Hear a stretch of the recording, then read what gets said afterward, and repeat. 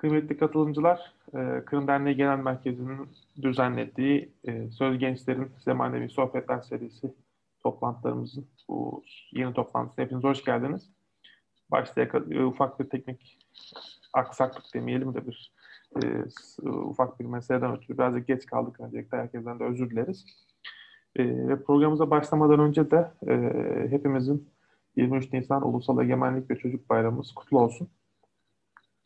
Bugün toplantımızda bize sunumumuzu aslında Türkay Aydoğan yapacak ve sunum başlığı ise ilk çağlardan Hanlık dönemine Kırım ve Kırım Tatarları şeklinde. Hoş geldin Türkay. Hoş buldum. Herkese merhabalar. Bize öncelikle bir kendini tanıtır mısın? Ben Türkay Aydoğan. 2005 doğumluyum. 10. sınıfa gidiyorum. Ankara Atatürk Lisesi'ndeyim. Okuyorum. Onun dışında Kırım Derneği'nde 2 yıldır etkinliklere katılıyorum. Piyano çalıyorum ve herhangi bir etkinlikte Kırım için bir şey yapmaya katılıyorum dediğim gibi. Onun dışında İngilizce ve Almanca öğreniyorum. Ve çok temelde birazcık Rusçam var. Bize bugün ilk çağlardan Hanlık dönemine kadar Kırım ve Kırım Tatarları başlığında bir sunum hazırladın. Duyduğumuza göre tarihe de çok ilgin varmış. Boş zamanların nelerle ilgileniyorsun, bize kısaca onlardan peki bahseder misin? Vaktim oldukça böyle tarih hakkında araştırmalar falan yapmayı seviyorum. Onun dışında kedilerimle ilgileniyorum. E, Dediğim gibi piyano çalıyorum boş vakitlerimde ve e, gene tarih kitapları falan okuyorum. Tarihte özellikle bir ilgilendiğin konu var mı? Yok daha çok dünya tarihi ama daha çok yakın tarih ilgileniyorum ama gene ilk çağları falan da bir bilgilerim var ve bu sunumda da ilk çağları kapsamak istedim anlatmak. Anladım. O zaman eğer sen de hazırsan sunuma başlayabiliriz. Tamamdır.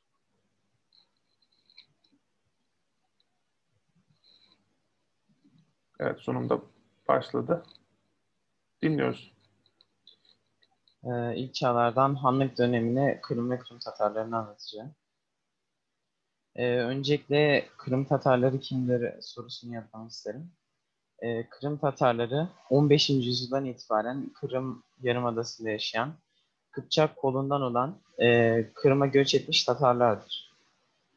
Günümüzde yaklaşık olarak 5,5 milyon Kırım Tatarı vardır. Bu 5,5 milyon Kırım Tatarları Kırım, Romanya, Özbekistan, Rusya, Kazakistan, Bulgaristan gibi ülkelerde dağılmış şekilde yaşamaktadır. Ama en büyük çoğunluk Türkiye'de yaşamaktadır. Yaklaşık 5 milyon gibi bir çoğunluk. Anlatacağımla ilgili Kırım Tatarlarına halkının oluşumuna kadar ki Kırım Tatarları çok eskiden gelme değil, daha sonradan bir oluşma bir halktır. Bu yıllar içinde Kırım'a gelmiş, orada yaşamış medeniyetlerin birleşimi ile oluşmuş bir medeniyettir. Dediğim gibi 1941'de Kırım Hanlığı'nın kuruluşuna kadar ki ben yeri anlatacağım ve Kırım Tatar halkının oluşumunu anlatacağım. Evet, burada da onu söyledim. Şimdi başlıyorum o zaman. Tarihte Kırım tarihine bakılınca en geriye gidebildiğimizde Kimmerleri buluruz. Bunlar da milyattan önce 14. yüzyıldan itibaren Kırım'da olan kılıç, yay, balta gibi aletleri kullanmada uzun olarak tanınmış komşularınca bir halktır. E, Yunan filozof Homeros Kimmerler hakkında ıssız dünyanın sisli ve karanlık ülkesinde yaşadıklarını yazar kendi yazıtlarında. Onun dışında o zamanlar Kimmerler yaşadığı için orada Kırım'dan Kimmerya diye bahsedilir. Bu dönem milattan önce 8. yüzyılın ortalarında İskitlerin gelip oraya hegemonyasını kurmasıyla sona erer. Ve böyle de İskitler dönemi başlar. İskitler Kırım'a milattan önce 8. yüzyılın ortasına geliyorlar. Ve İskitler Sakaların çok yakın akrabaları, kardeş gibiler. O şekilde ilk Türkler gibi denilebilir İskit ve Sakalara. Onun dışında bunlar da yine genel Türk kültürü olarak konar geçer bir yaşam tarzı sürüyorlar. Avcılık ve at konusunda uzmanlaşmış eski Türklerdir. İskitlerin bilindiği bir şey de sık olarak Kafkasya Dağları'nı aşarak Anadolu'ya ve Dniester Nehri'ni aşarak da Karpatlar, Daçya ve Romanya tarafına sıklıkla her yıl falan yağmalamaya, baskın yapmaya gittikleri biliniyor. Onun dışında İskitlerin başka bir önemli de tarihi, Antik Yunanistan, Antik İran, Hindistan ve Çin medeniyetleri arasında bir ticaret ağı oluşumunda yardımcı oluyor. Ve eski ticaret yollarının korunumunda da yeni tarihe yardım oluyor. Bu da İskitler döneminde milattan önce 2. yüzyılın başlarına doğru Sarmatların işgaliyle, onların Kırım'a gelişiyle ve Ukrayna'ya gelişiyle İskitler dönemi sona eriyor. Ve Sarmatlar dönemi başlıyor bir şekilde. Sarmatlar milattan önce 3. yüzyılda normal asıl vatanları olan Güney Urallardan Don ve İdil nehirleri arasındaki bir coğrafyaya göç etmiş, oraya yerleşmişlerdir. Daha sonra da M.Ö. 2. yüzyılın başlarında ise Kırım'ı işgal etmişlerdir. Oraya yerleşmişlerdir gelip. Yunan tarihçi Diodoros Sarmatlar için şöyle bahsetmiştir. İskit ülkesinin büyük bir kısmını yakıp yıkan, ele geçirdikleri bu topraklar üzerinde halkları tamamen öldürerek ülkenin büyük bir kısmını çöl haline getiren savaşçı konfederasyonlardı diye bahsetmiştir. Yine Sarmatlar çok agresif ve savaşçı bir kabile, bir medeniyet olarak bilinirler. Kendileri Kırım coğrafyasına geldiklerinden itibaren milattan önce 3. yüzyıldan itibaren Kırım'ın kıyı kesiminde, güney kıyısı kesiminde koloni yerleşimi kuran Yunan ve Rumlarla savaş halinde oluyorlar geldiklerinden itibaren. Ve daha sonra milattan önce 1. yüzyılda Mezya diye adlandırılan bir bölge var. Karadeniz'in kuzeybatısında. Günümüzde Ukrayna, Moldova ve Romanya'nın Karadeniz kıyıları gibi bir alanı kapsamakta. Oraya işgal ediyorlar orayı yine. Ve daha sonra milattan sonra 1. yüzyılda da yine Roma İmparatorluğu'na düşman olan Cermen kabileleriyle anlaşma yaparak Roma İmparatorluğu'na saldırıyorlar. Baskın gidiyorlar, yağmalıyorlar. Ve yine daha sonra da 3. yüzyılda da bu sefer Karadeniz kıyılarına gelmiş Cermen kabilesinden olan Gotlar ile mücadele ediyorlar. Buraya kim sahip olmalı diye. İşte onları atmaya çalışıyorlar. Daha sonra ama 355'te başlayan Hun göçleri ve saldırıları ile Sarmatlar arada sıkışıp yok oluyorlar. Kavimler göçüyle başlayan Hunların Batı'ya Avrupa'ya gelmesiyle eski Türklerin sıkışıp yıkılıyorlar. Daha sonra da bununla birlikte Hunlar dönemi başlıyor. Hunlar dediğim gibi 355 yılından itibaren Batı'ya Avrupa'ya doğru göçleri ve saldırıların üzerine kuruluyorlar. İşte 355'te ilk kuruluyor. Daha sonra da Sarmatları yıkarak topraklarını genişletiyorlar batıya doğru. Bu dönemde Hun kültürü yayılıyor, eski Türk kültürü yayılıyor o coğrafyalara. Ve kavimler göçüyle birlikte Orta Asya'daki diğer Türk kabileleri, halkları da batıya doğru biraz geliyor ve Kırım'a doğru da geliyorlar, yerleşmeye biraz başlıyorlar. Gene bu dönemde Avrupa Hun Devleti özellikle Atilla ile Avrupa'ya ve Batı'ya çok baskınlar ve seferler düzenliyor ve Batı'ya çok geniş bir şekilde yayılıyor bunlar. Ama daha sonra 469'da Avrupa Hun Devleti'nin yıkılması ile o bölgede yaşayan Proto-Bulgarlar diye adlandırılan gelecekteki ilk Bulgar kabileleri olacak kabileler orada yaşadığı için onlar bağımsızlığını ilan ediyorlar. Bölgeye egemen oluyorlar. Ve Proto-Bulgarlar dönemi başlıyor bu şekilde. Avrupa Hun Devleti sırasında Kırım'a gelmiş Proto-Bulgarlar olan Katrigurlar ve Utrigurlardan kabileleri Avrupa Hun Devleti yıkılınca bağımsızlığını kazanıyorlar. Bu şekilde de Proto-Bulgarlar dönemi başlıyor Kırım için. Bu dönemde Bulgar kültürü yerleşiyor, gelişiyor Kırım'da. Ve çok bir savaş olmuyor aslında. Onlar biraz barışçıl bir şekilde yaşıyorlar orada.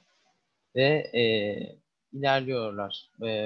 İşte Bulgar kültürü gelişiyor. Daha sonra ama 1571'de Avar Kağanlığı'nın işgal etmesiyle batıdan Don Nehri'ne kadar, Don Nehri'nin doğusunu da Göktürk Kağanlığı'nın işgal etmesiyle e, Avar Kağanlığı'nı ve Göktürk Kağanlığı'nın hegemenliği altına giriyorlar. Hegemenliği altına giriyorlar. Daha sonra Kırım için Avar Kağanlığı dönemi başlıyor. Avarların 1565 pardon 1000 değil 568'de Kırım ve Güney Ukrayna'yı ele geçirmesiyle bu dönem başlıyor. Bu dönemde Avar Kağanlığı batıya seferler düzenliyor, genişliyor. Avusturya ve Bavarya'ya kadar ulaşıyor Almanya'nın eyaletleri olan ve Avusturya ülkesi olan. Onun dışında bu dönemde Onogurlar, Katrigurlar ve Utrigurlar ve biraz bazı Sabir halkları birleşerek ilk Bulgarları oluşturuyorlar. Daha sonra da Avar Kağanlığı'nın çok genişlemesinden dolayı zayıflayıp 632'de de Kubrat Han isyanından dolayı hegemenliğini kaybetmesi o topraklar üzerinde ve Kubrat Han'ın kurduğu ilk Bulgar Hanlığı'nın başlaması oluyor ve bu da Büyük Bulgar Hanlığı dönemine getiriyor bizi. 632'de Kubrat Han'ın isyanı ile düzenlediği isyan ile Büyük Bulgar Hanlığı'nı kuruyorlar. Bu az önce söylediğim gibi Utrigurlar, Utrigurlar, Onogurlar ve bazı Sabir halklarının birleşimiyle oluşuyor Bulgarlar. Bu dönemde Büyük Bulgar Hanlığı Kubrat Han ile bir sürü asker toplayarak Kafkaslara ve Balkanlara seferler düzenliyorlar ve bunlarda başarılı oluyorlar. Ama maalesef ki 665'te Kubrat Han'ın ölmesiyle zayıflıyor çok büyük bir şekilde ve devamında da 3 yıl sonra 668'de yıkılıyorlar. Ve yıkılmalarının da bir sebeplerinden birisi de yeni kurulmuş Hazarların baskı uygulaması ve bu baskı ve güçsüzlükten dolayı bölünüyorlar, yıkılıyorlar. Daha sonra da Kubrat Han'ın çocukları dağılıyorlar başka yerlere. İki tanesi İdil Volga Nehri'nden yukarı gidiyorlar ve İdil Nehri'nin yukarısında günümüzdeki Kazan'da Volga Bulgar Devleti'ni kuruyorlar. Diğer Artak oğlu da günümüz Bulgaristan Romanya taraflarına giderek ilk Bulgar İmparatorluğunu kuruyor. Daha sonra da bu ilk büyük Bulgar Hanlığı'nın yıkılmasından kullanarak Hazar Devleti o toprakları kendi kontrol altına alıyor. Ve böyle de Kırım için Hazar dönemi başlıyor. Hazarlar dönemi.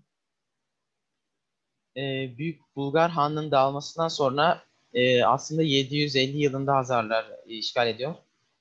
Bu döneme kadar gene oradaki yerel halk olan Kutsigurlar gene bağımsız bir şekilde yaşıyor ama çok bir gelişme olmadığı için herhangi bir şey oraya atladım. Direkt 750 yılında Hazarların işgaline geldim. Bu durumda bu dönemde Hazarlar çok refahını geliştiriyorlar Kırım'ı. Onlar ticareti iyi yapan bir devlet. Ticarete önem veriyorlar. Ve bu şekilde Kırım'da gelişiyor, refahı artıyor. Ve ilk kez Vikinglerle karşılaşıyor, e, denizci olanla. Onlar da nehirden geçerek yağmalamaya geliyorlar. Onlarla kapışılıyor ve Hazar Devleti'nin ilk dönemlerinde Kırım'ı ilhak ettikten sonraki zamanlarda çok civar komşularını egemenliği altına alıyor. Çok genişliyor ve altın dönemini yaşıyor. Bu da tekrardan Kırım'ın gelişmesi için çok büyük katkıda bulunuyor. Bu dönem 900'de Peçeneklerin gelmesi ve bölgeye hakim olması ile sona eriyor. Bu şekilde de Peçenekler dönemi başlıyor 900'den itibaren. E, Peçenekler geliyor, işgal ediyorlar. Volga Nehri'nden Kırım'a kadar, güney Ukrayna'ya kadar. Daha sonra Peçenekler de biraz savaşçı politika uyguluyorlar ve biraz daha batıya, o zamanki işte Batı Ukrayna, Doğu Polonya ve Romanya günümüzdeki ülkelerinin sınırlarına işgal, sefer düzenliyorlar. Oraları ilhak ediyorlar. Kırım bu dönemlerde de yine savaş ganimetlerinden falan ve ayrıca da ticaretten refah artıyor yine. Daha da güçleniyor. Bundan sonra 1037'de Kuman işgaliyle Peçenekler dönemi sona eriyor. Kuman Kıpçak Konfederasyonu dönemi başlıyor. 1037'de Kumanların Kırım'ı işgal etmesiyle başlıyor aslında. O zamanlar konfederasyon değildi, Kuman Kağanlığıydı. Ama Kumanların Kimeklerden ayrılan Kıpçaklar ile birleşmesi sonucu bir konfederasyona dönüşüyor.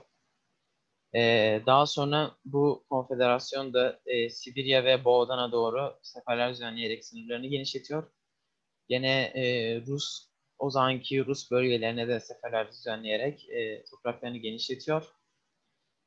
Bu dönemde yine Kırım ticari bir merkez olduğu için gelişiyor ve Sultan 1. Alaaddin Keykubat'ın Sudak Seferi ile 1224'te Anadolu Selçuklu Devleti ilk defa Kırım'a ayak basıyor. Türkmenlerle karşılaşıyor. Anadolu Türkleri, Selçuklular ile, Anadolu Selçukluları ile. Daha sonra da 1242'de Moğolların istilasıyla bu dönem sona eriyor. Son dönem olan Altın Orda dönemi başlıyor. Moğol Cengiz Han Moğol İmparatorluğunu işte toprakları fethettikten sonra kendisi bilerek isteyerek imparatorluğunu dörde bölüyor çocuklarına. Bunlardan biri de Batuhan'ın yönettiği Altın Orda Devleti. Kırım'da o zaman Altın Orda Devleti'nin egemenliği altında. Bu dönemde Altın Orda yine Batuhan ve diğer onun çocukları ile Kırım'daki koloni yerleşimleri kurmuş durumlarıyla yine mücadele ediyor. Kırım daha da önemli bir yer haline geliyor. Daha çok mücadele edilen. Onun dışında bağımsızlık kazanmaya çalışan Rus devletleriyle savaşmaktan Altın Ordu yoruluyor ve İdil Nehri'nin kuzeyindeki asıl Tatarların bazılarının birlikte gelip Kırım'a göç etmesiyle de burada Tatar nüfusu artıyor. Kırım Tatarları iyice oluşmaya başlıyor. Daha sonra iyice güçsüzleşince Altın Orda Devleti 1441'de Giray Han bağımsızlık ilan ediyor. Kırım Hanlığı'nı kuruyor. Benim anlatacağım konu buraya kadardı. Ama birkaç şeyden daha bahsedeceğim. İlk Kırım kurulduğunda Böğeydigi Han'ın kurduğu Kırım 1941'de. Kırım Tatar halkı da bu dönemlerde oluşuyor ve oluşumundan bahsedeyim biraz. Asıl bahsettiğim Tatarların İdil Volga Nehri'nin kuzeyinde yaşayan buraya Kırım'a göç etmesi gelmesiyle ve onların da buradaki yerel kültürler ile etkileşime geçmesi, onlarla kültür alışverişi yapması ile o bütün önceki Peçenek, Kuman, Altınorda gibi kültürleri ile birleşmesiyle Kırım Tatar kültürü oluşuyor ve Kırım Tatarları oluşuyor. Ve 1941'de de Kırım Hanlığı kuruluyor. E, Günümüzdeki Kırım Tatarların dağılışı ülkelere göre en fazla nüfus Türkiye'de yaklaşık 5 milyon olarak, daha sonra Kırım ve Özbekistan olarak devam ediyor Kırım Tatarları ülkelere göre dağılışı. Ve son bir olarak da bahsedeceğim dünyadaki şu andaki Türkler. Buradaki pardon ha, buradaki haritada gösterilmiş işte mesela Anadolu Türkleri falan dağılışım böyle haritada renklendirilmiş. E, Kırım Tatarları gördüğümüz gibi Kırım'ın tam iç kesimlerinde çok seyrek bir şekilde kalmış maalesef. Onun dışında e, gene Dobruja'da falan da var biraz Kırım Tatarları. Şu sağdaki haritada görebileceğimiz bu sefer de Oğuz, Kıpçak, Sibir gibi daha büyük kollara ayrılmış şekilde gösteriliyor. Oğuzlar kırmızı, Kıpçak mavi. Oğur bahsettiğim Bulgarları oluşturan şurada mesela Çağatay, Karluk gibi. Ama en önemli mesaj işte hepimiz Türk'üz. Bunu unutmayalım. Ve bahsedeceğim önemli bir şey de Kırım Tatar dilin ile ilgili. Aslında Kırım Tatarları Kıpçak olarak Kırım Tatar dili daha aslında Kazakça gibi dillere daha çok yakındı. Ama 18. yüzyılda Rusya'nın Kırım'ı ilhak etmesi ve onları sürmesi gibi nedenlerden Türkiye Osmanlı'ya gelmelerinden dolayı daha çok Anadolu Türkçesine yaklaşmıştır dil, Oğuz Türkçesine. O yüzden şu anda bir Kırım Tatarı bir Anadolu Türk'ünü mesela 1600'deki bir zamanına göre daha kolay anlar. Beni dinlediğiniz için teşekkür ederim. E, Biz de teşekkür ederiz Türker. Öncelikle bu kapsamlı, bu geniş Umarım dönemi beğenmişsinizdir. kapsadığın bir sunum için. Biz teşekkür ederiz. Ee, evet, şimdi istersen ekran paylaşımından çıkabilirsin. Evet.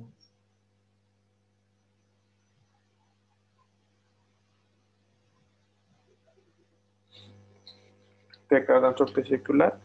Ee, Sunumun arkasından aslında belki de şey olarak çok geniş bir dönemi kapsadı tabii ki. Yani bu 10-15 dakikalık kısa bir zaman zarfında sunulması son derece zor bir konu. O açıdan aslında seni tebrik ederiz, teşekkür ederiz bunun için de. Rica ederim. Bu sunumu hazırlarken nasıl kaynakları araştırdın? Nelere ulaştın? Nereden? Daha çok nasıl kaynaklardan Ee, faydalandın? Kendim Wikipedia, Britannia veya onun gibi farklı böyle güvenilir kaynaklardan bilgiler topladım. Onun dışında başka benim bildiğim tarih profesörleri ve ustalarından da dinlediğim konuşmalardan. Ayrıca da YouTube'da gene bunun gibi haritalar yapan bilgiler toplayıp kişilerden gördüğüm bazı birkaç şeylerden oradan da aldığım fotoğraflarla Bunu sunumu size sundum. Beni de nedeninize kabul ettiğiniz için teşekkür ederim. Biz Çağırdığınız teşekkür için ederiz. de. Biz teşekkür ederiz. Peki bu sunum zarfında böyle yeni öğrendiğin, çok şaşırdığın bir şey oldu mu bu sunuma hazırlanırken özel olarak? Yani şaşırtan bir şey oldu mu ya böyleymiş gerçekten dediğin?